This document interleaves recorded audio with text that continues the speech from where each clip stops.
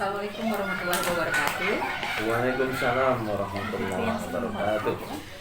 Baik Pak, terima kasih atas kesempatan yang sudah Bapak berikan, kemudian waktu yang sudah Bapak luangkan untuk saya. Saya ini Pak ada tugas untuk modul 3.1 di guru penggerak bahwa akan mewawancari kepala sekolah. Sebelumnya saya mau bertanya Pak, Bapak jadi kepala sekolah ini sudah berapa lama Pak? Kurang lebih 6 tahun. Oh, 6 tahun ya. Ya. Oke. Berarti kalau sudah 6 tahun artinya pengalaman yang sudah Bapak dapatkan selama menjadi kepala sekolah itu luar biasa banyak ya Pak ya. Iya, iya. Oke.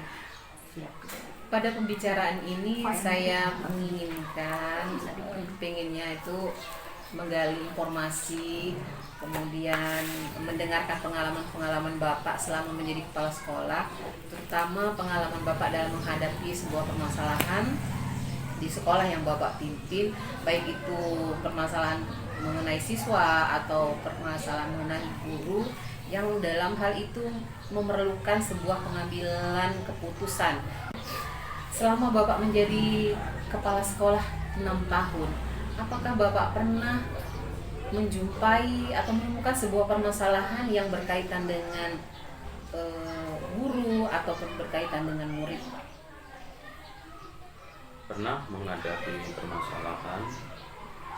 Di antaranya adalah permasalahan siswa yang kurang disiplin. Disiplin.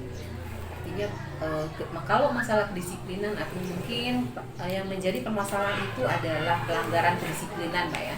Iya, iya. Kalau boleh saya tahu, kira-kira bentuk pelanggaran kedisiplinan seperti apakah yang terjadi di sekolah Bapak mengenai kedisiplinan murid yang Bapak sampaikan tadi Pak? Ya, kedisiplinan itu ada beberapa siswa yang melanggar. Di antaranya adalah kelas 8 ya. Dia sering terlambat saat masuk sekolah, kemudian dalam hal berpakaian bajunya tidak dimasukkan, dasi tidak dipakai, kemudian pakai sendal jepit dan sering malas datang ke sekolah, dan tugas-tugas yang diberikan oleh guru jarang sekali dikerjakan, sehingga pada saat rapat kenaikan kelas, para guru ini hampir sebagian besar tidak setuju dia untuk naik kelas 9. Baik Pak, artinya ada pelanggaran kedisiplinan pada murid yang dalam hal ini yang menjadi dilema Bapak itu adalah ketika pengambilan keputusan pada saat rapat kenaikan kelas ya Pak ya. Ada beberapa orang guru yang mengusulkan untuk anak tersebut atau murid tersebut untuk tidak naik ke kelas 9 dengan beberapa pertimbangan dan data yang dimiliki oleh guru mata pelajaran terkait. Kalau yang sudah seperti yang Bapak sampaikan tadi, ketika Bapak dihadapkan dengan sebuah permasalahan yang seperti Bapak sampaikan tadi, bagaimana Bapak dapat mengidentifikasi permasalahan yang serupa yang merupakan dilema etika atau bujukan moral? Sebagai seorang kepala sekolah pasti ya akan beragam permasalahan atau kasus yang akan dihadapi, baik itu kasus yang keduanya benar tetapi saling bertentangan yang dikenal sebagai dilema etika, ataupun kasus yang salah satunya benar dan yang lainnya salah. Kedua kasus tersebut harus dapat diidentifikasi dengan benar agar tidak ada kesalahan dalam pengambilan keputusan. Nah, cara saya untuk mengidentifikasi yang mana dari kedua kasus tersebut adalah dengan memahami masing-masing kasus. Tentu saja, untuk memahami kasus tersebut, saya harus berkomunikasi dengan pihak-pihak yang terlibat, misalnya guru mata pelajaran, Setelah permasalahan sudah dipahami, maka saya perlu melakukan beberapa hal untuk bisa memetakan apakah kasus tersebut merupakan rujukan moral atau dilema ITK. Nah, untuk itu perlu dilakukan mengetahui dan memahami adanya data yang dimiliki oleh guru yang terkait untuk mengidentifikasi kasus tersebut. Syarat sebuah kasus merupakan dilema ITK jika kedua masalah yang berbenturan tersebut tidak melanggar hukum dan serta norma-norma yang berlaku atau menimbulkan ketidaknyamanan sosial. Baik. Artinya ketika Bapak mengidentifikasi sebuah permasalahan, di sini diperlukan sebuah komunikasi ya Pak ya, dengan pihak-pihak yang terkait. Nah, baik Pak, kalau selama ini Bapak menjalankan pengambilan keputusan di sekolah yang Bapak pimpin, terutama pada kasus-kasus di mana ada dua kepentingan yang sama-sama benar atau sama-sama mengandung nilai kebajikan, bagaimana Bapak menjalankan pengambilan keputusannya Pak? Untuk kasus dilema ITK, saya akan mempertimbangkan kedua hal yang sama-sama benar. Membenturkan faktor apa atau pihak mana? Apakah kepentingan per orang atau banyak orang? Kemudian apakah kasus tersebut mengandung nilai-nilai kebenaran atau kesetiaan? Rasa adil atau belas kasihan? Ataukah pengambilan keputusan yang saya ambil akan berdampak untuk saat ini atau pada masa depan jika itu berkaitan dengan murid? Baik Pak, ketika Bapak menghadapi sebuah pilihan dalam pengambilan keputusan, kira-kira langkah-langkah ya atau prosedur apa yang biasa Bapak lakukan selama menjadi kepala sekolah di sekolah Bapak pimpin? Gini Bu ya, prosedur yang saya lakukan, suara hati dan nalar itu lebih utamakan agar sejalan dengan kebenaran yang mengacu kepada kepentingan siswa.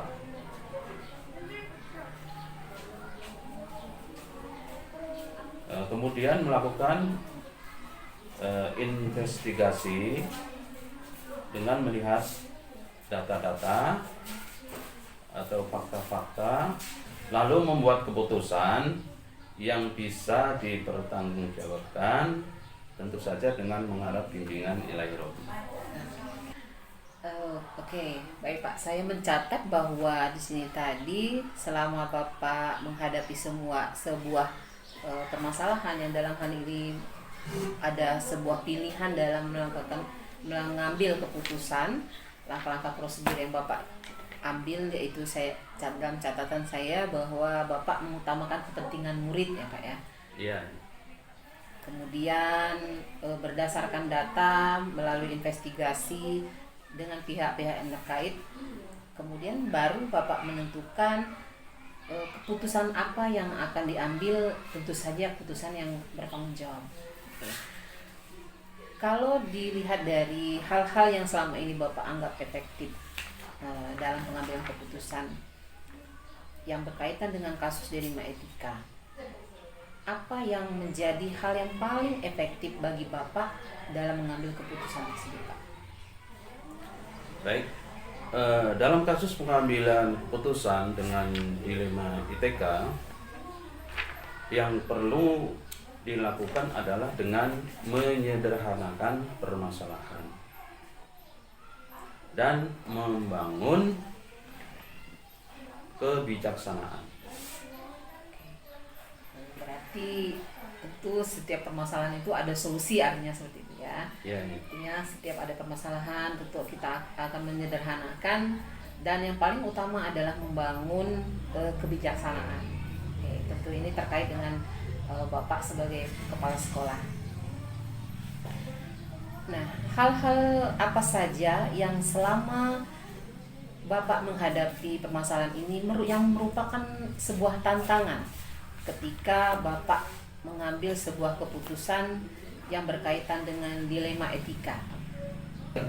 Hasil keputusan yang diambil tentu ada pihak-pihak yang menerima dan ada pihak yang tidak menerima. Tetapi apabila sudah dipahamkan, mereka akan menerima dengan ikhlas dan akan mengambil kebijaksanaan dari keputusan yang sudah sepakati bersama. Oke, berarti tantangan yang bagi Bapak itu pada saat mengambil keputusan itu ketika ada di antara mungkin guru yang tidak menerima dengan keputusan yang Bapak ambil. Tapi tentu saja dengan bijaksana Bapak akan memberikan pemahaman supaya guru tadi paham dengan kondisi yang sebenarnya agar bisa menjalankan keputusan yang sudah Bapak ambil. Begitu Pak ya? Ya. Oke. Baik Pak, dalam menyelesaikan sebuah permasalahan yang Bapak hadapi, apakah Bapak memiliki sebuah tata kelola, kemudian jadwal yang Bapak buat dalam waktu tertentu dalam sebuah penyelesaian kasus yang Bapak alami yang berkaitan dengan dilema etika? Apakah Bapak juga langsung menyelesaikan di tempat kasus yang Bapak hadapi tadi, atau Bapak memiliki sebuah jadwal untuk menyelesaikannya, misalkan kasusnya sekarang itu diselesaikan untuk yang akan datang, atau kemudian bagaimana bentuk atau prosedur yang Bapak jalankan dalam pengambilan keputusan tersebut? Tidak ada jadwal khusus, semua itu tergantung kepada permasalahan yang dihadapi. Ada permasalahan yang harus diselesaikan dengan cepat, ya agar masalah itu cepat teratasi dan membuat sekolah itu sehat dan kondusif. Oh, berarti pada saat menghadapi permasalahan itu ada dua hal yang ada yang kasus yang menjadi prioritas, yang memerlukan pengambilan keputusan secara cepat, kemudian agar tujuannya agar kondusif bagi suasana sekolah, gitu ya. Oke. Baik Pak, dalam menghadapi sebuah permasalahan, ketika Bapak menjumpai sebuah permasalahan, adakah seseorang atau faktor-faktor apa saja yang selama ini bisa mempermudah Bapak dalam atau membantu Bapak dalam pengambilan keputusan jika keputusan yang Bapak ambil itu berkaitan dengan dilema etika?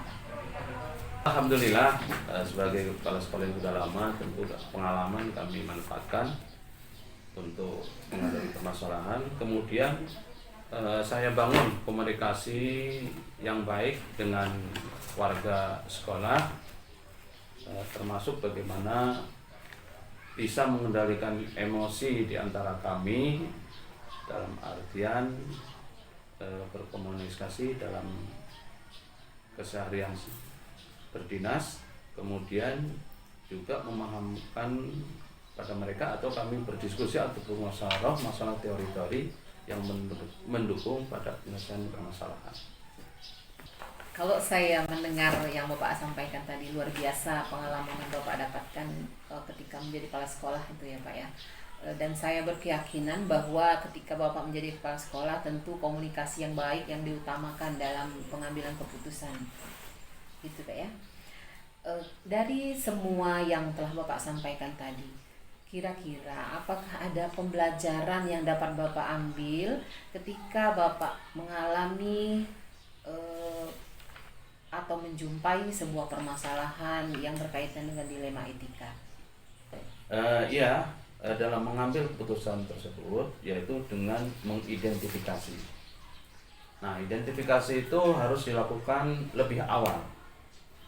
Setelah itu melakukan pengujian atas identifikasi itu, sehingga keputusan yang saya ambil itu tidak merugikan pihak siswa atau objek pendidikan.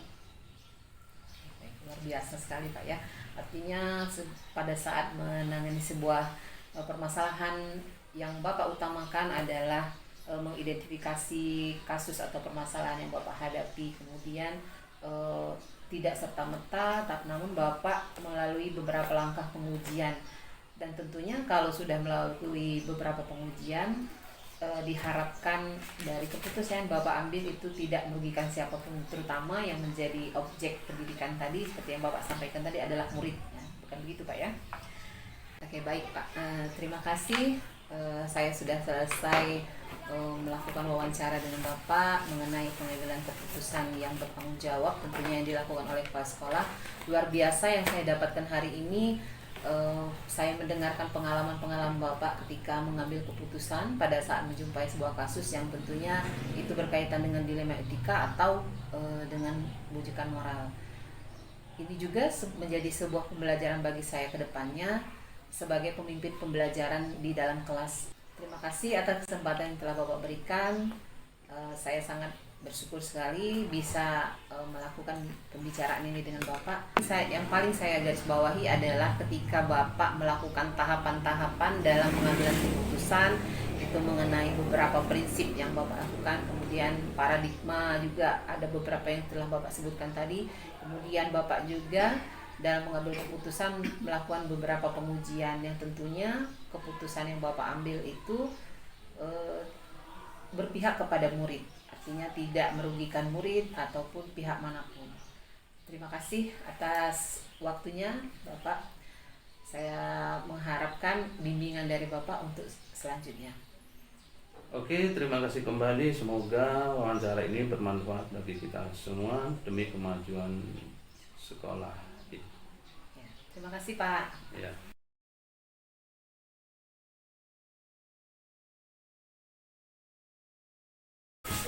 Ya, selamat datang ya Bu. Ya Pak. Terima kasih Pak Tantowi sudah memberikan kesempatan kepada saya kemudian bisa meluangkan waktu saya untuk mewawancari Bapak sebagai kepala sekolah di SD Negeri 09 Muara 2 ya. Sebelumnya saya izin mau mewawancara ini terkait dengan tugas modul kami dari Guru Penggerak. Ya. Sebelumnya saya mau menanyakan Bapak pada saat jadi kepala sekolah ini sudah berapa lama Pak? Alhamdulillah kalau dari masa kerja ini sudah masuk 6 tahun, tapi dari 6 tahun tersebut ke 5 tahun kitanya mendapatkan tugas di SD yang lama ya SD 13 Muara 2, kemudian rotasi masuk SD ini sudah setengah tahun Ibu. Berarti kalau untuk 5 tahun kemudian 6 bulan itu pasti saya meyakini bahwa pengalaman yang Bapak dapatkan menjadi kepala sekolah itu sangat luar biasa. Insya Allah.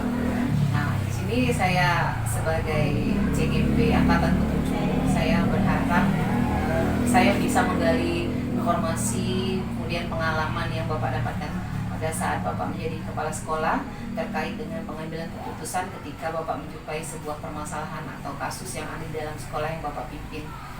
Terkait dengan Bapak sebagai kepala sekolah 5 tahun kemudian 6 bulan menjadi kepala sekolah yang baik dari sekolah lama dan sekolah baru.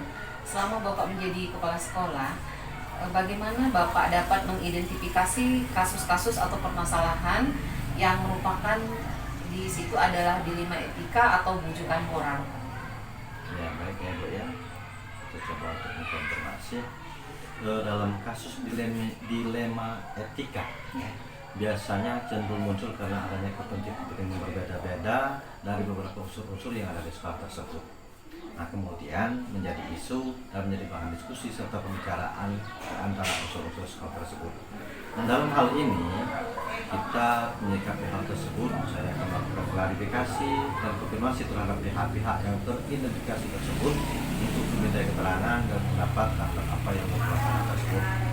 Nah dengan asumsi bahwa permasalahan ini pasti bisa diselesaikan dengan melakukan komunikasi dan koordinasi. Kemudian diputuskan dengan pertimbangan meminimalisir potensi negatif keputusan dan memaksimalisasikan potensi positif dari keputusan tersebut.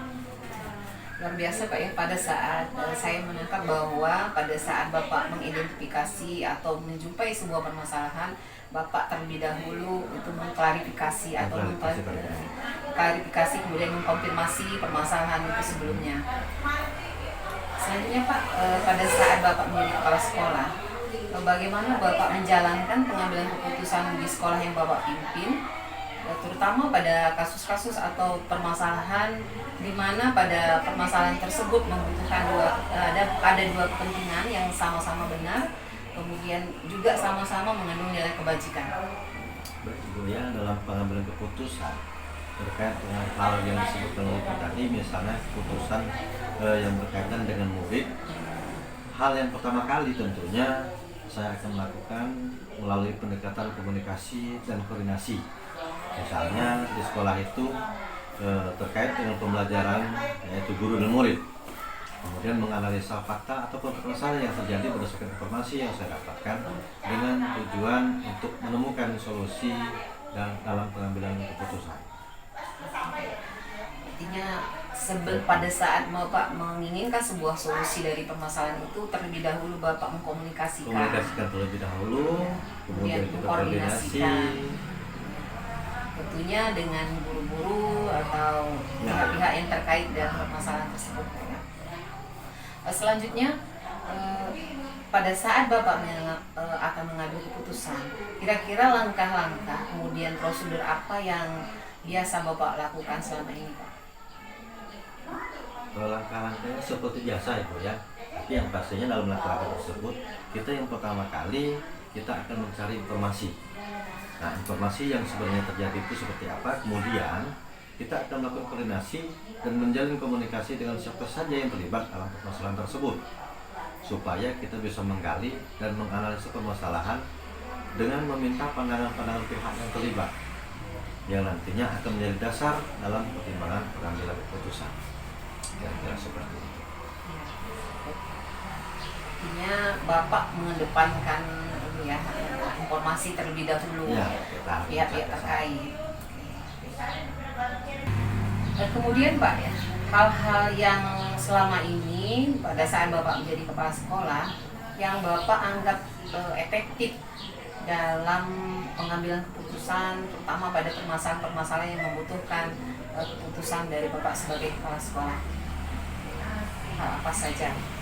Kita ambil kasus yang terjadi berkaitan dengan murid saja Bu ya.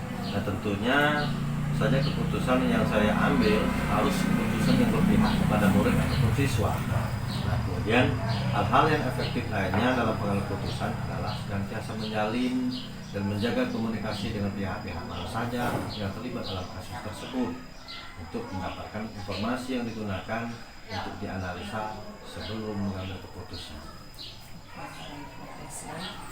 Selanjutnya, pada saat Bapak mengambil keputusan juga, kira-kira hal-hal yang selama ini ada tidak tantangan Bapak dalam mengambil keputusan, terutama dalam menyelesaikan kasus-kasus atau permasalahan yang Bapak hadapi?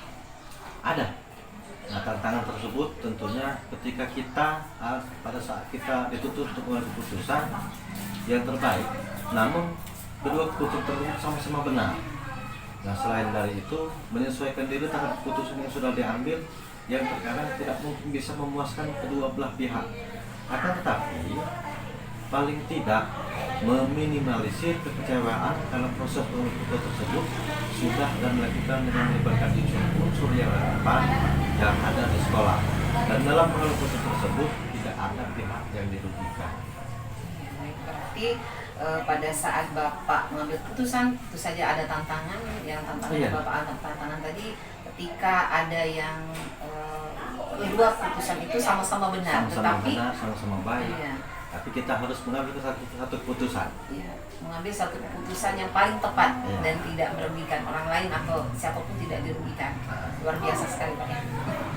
Kemudian ketika Bapak menjadi kepala sekolah, apakah Bapak memiliki sebuah tata kelola atau memang ada terjadwal yang tertentu pada saat penyelesaian kasus, yaitu yang terkait dengan dilema etika? Kemudian apakah Bapak juga langsung menyelesaikan di tempat atau memiliki sebuah jadwal untuk menyelesaikannya. Kemudian bentuk atau prosedur seperti apa yang Bapak jalankan?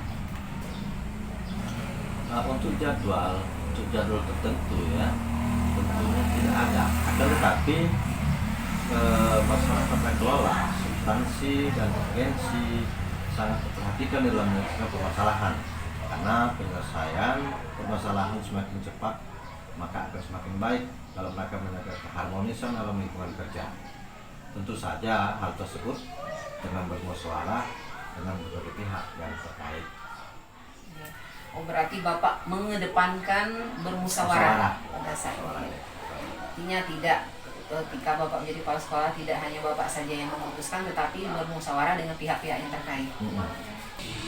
Selanjutnya, ketika Bapak mengambil sebuah keputusan, apakah ada seseorang atau faktor-faktor yang selama ini bisa membantu Bapak untuk mempermudah Bapak dalam mengambil keputusan? Tentu saja untuk faktor-faktor yang mempermudah dalam pengambilan keputusan sesungguhnya tidak ada yang khusus, akan tetapi melibatkan unsur-unsur internal sekolah sering kita lakukan untuk memperkaya referensi dan informasi yang akan digunakan dalam mengambil keputusan. Oke, baik, berarti selalu Bapak melibatkan rekan guru atau pihak-pihak yang betul. terkait. Rekan kerja kita perlu kita ambil keputusan itu bersama. Dari semua hal yang Bapak sampaikan tadi, kira-kira pembelajaran apa yang dapat Bapak petik dari pengalaman Bapak pada saat mengambil keputusan yang terkait dengan dilema etika? Yang pertama adalah dalam memahami konteks permasalahan, koordinasi dan komunikasi sangatlah penting adanya, karena selain untuk menjaga keharmonisan lingkungan kerja, dan yang pengalaman yang paling penting adalah ketika mengambil keputusan tidak langsung kita putuskan, namun harus dengan melalui beberapa langkah sehingga keputusan yang diambil tidak merugikan siapapun yang terlibat. Seperti itu. Luar biasa sekali Pak ya, pada saat Bapak menyampaikan yang sesuai pertanyaan saya tadi, saya menangkap bahwa seorang Bapak kepala sekolah, Pak Tantowi sebagai kepala sekolah itu pada saat mengambil keputusan lebih mengedepankan informasi, kemudian berkoordinasi, konfirmasi, kemudian komunikasi dengan bawahan atau guru yang terkait dengan permasalahan yang Bapak hadapi. Terima kasih Pak atas waktunya. Luar biasa sekali saya mendapat pengalaman dari Bapak hari ini. Sama-sama ya. Semoga kedepannya pada saat Bapak melakukan pengambilan keputusan itu lebih luar biasa lagi. Ya, mendapatkan keputusan yang sangat baik dan sama-sama bijaksana. Iya, ya. Luar biasa. Terima kasih Pak atas waktunya. Ya, sama-sama. Mudah-mudahan Ibu juga bisa menyelesaikan tugas dengan jadwal yang tepat sehingga akan mendapatkan suatu kemanfaatan untuk dunia pendidikan juga. Ya, terima kasih Pak. Ya. Assalamualaikum warahmatullahi wabarakatuh. Waalaikumsalam warahmatullahi wabarakatuh.